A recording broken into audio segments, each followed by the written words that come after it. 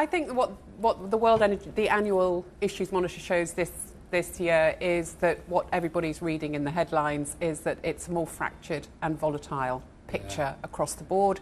Regional priorities differ. The bright spots and the blind spots differ regionally as well. The top critical uncertainty this year is commodity prices. We're all having a terrific time. Terrific. Yeah. So we've got, the surge in protectionism. You had to really spell that one out to me there, Angela. Yeah. Sorry. Surge in protectionism, tariffs. That's leading, of course, to fragmentation of trade and supply chains, and that's leading to market volatility and uncertainty. And that's across the board. Commodity prices, transmission grids. We've got the politics and the practicalities of energy developments and transitions, and there's no transition without transmission, and the investment in infrastructure remains a problem. Where have been the biggest flaws in infrastructure? I presume we're not talking China. I presume we're not talking the Middle East. They throw vast amounts of money at it. Are we talking the United States and Europe? I think the difference is what infrastructure do we mean? Do we mean the infrastructure of the old? Let's start on grids then. Right, grids, right. Everybody, what we're expecting is a clean power demand tsunami across the world, right?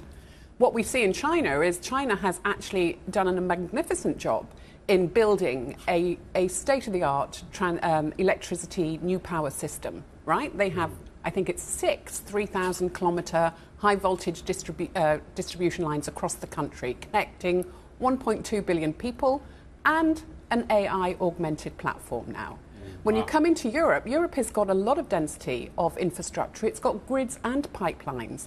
And to meet the new energy future, we need clean molecules and clean electrons. So there's a lot to play for in Europe. The Commission knows this, though, yeah? And molecules and electrons, i.e. hydrocarbons and indeed new energy resources as well.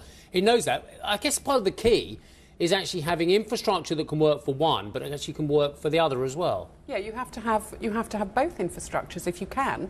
In Asia, you're not going to build a lot of pipelines. It's too capital intensive, but you're going to use LNG imports. So green is now spelt a different way, I think. It's G for gas, renewables, and N for nuclear. That's what we're seeing with different priorities in different regions. Yeah. Middle East, trying to pick up on the AI issue and the amount of energy that's going to need to participate in the fully digitalised AI-augmented economy. North America, what we're surprisingly seeing is lack of priority on energy storage. Found that a big surprise in this year's report. I've spoken to several companies who are selling energy solutions to the United States. And whilst they're not having a lot to do with the federal government, they don't have to. They actually were really encouraging of what they're hearing from state level as well. So I hear what you're saying about the lack of priority, but actually some of the states are just going ahead and actually really investing, aren't they? Well, energy policy is at state level in the United States. It's not, there's well, that's federal news and to state Mr. Trump, who thinks we've got a national energy company, I think. He's declared an energy emergency. Yeah. And he's Which is strange, isn't it? Because the US is the biggest producer in the world and produced more oil product under Biden than it's ever done in its history. And it's going to export more gas than a lot of other countries. Anyway. But it has a different position than Europe in that it is pretty energy secure, even if you declare a new energy emergency. Unlike Europe, which is material scarce and energy scarce. And that gives the highest prices here, and that creates a lot of pain.